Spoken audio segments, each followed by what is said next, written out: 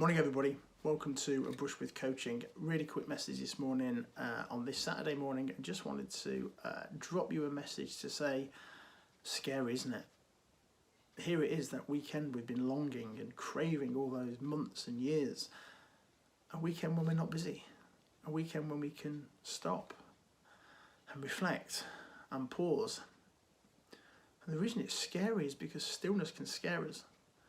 Because we're so used to our busyness and we're so used to jumping from one thing to the next that given the opportunity to stop and reflect, we can find that quite scary. There's an ancient Taoist proverb that says accurate reflection is only possible in still waters. Accurate reflection is only possible in still waters. So imagine a mountain lake on a beautiful calm day. If the surface of the lake is undisturbed, what you get reflected in the lake is a perfect mirror image of the landscape behind.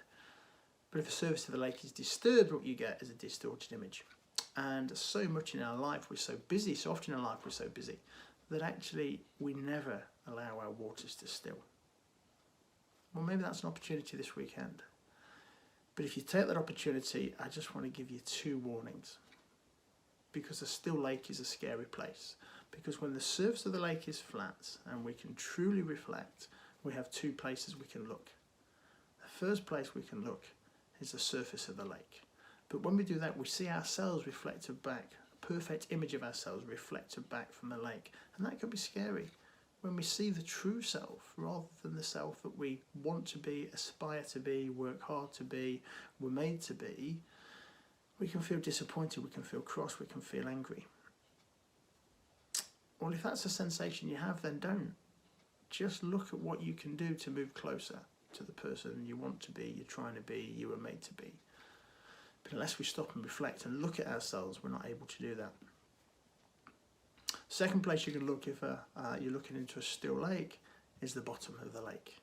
But that's a scary place. Beowulf, the oldest English story that we know of, tells the story of Beowulf, the hero, going to the lake and having to fight the creature at the bottom of the lake.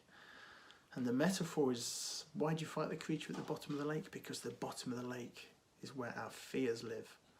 Not just our fears, but our deepest fears. Not just our fears, but the mother of all our fears.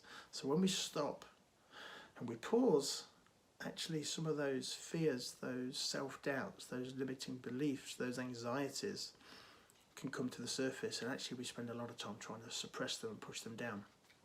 So again, if you're going to reflect and take some time to reflect, just recognise that actually you might be staring into some of your fears and anxieties. And if that's the case, then the simple question is, well, what can I do about them? What's in my control?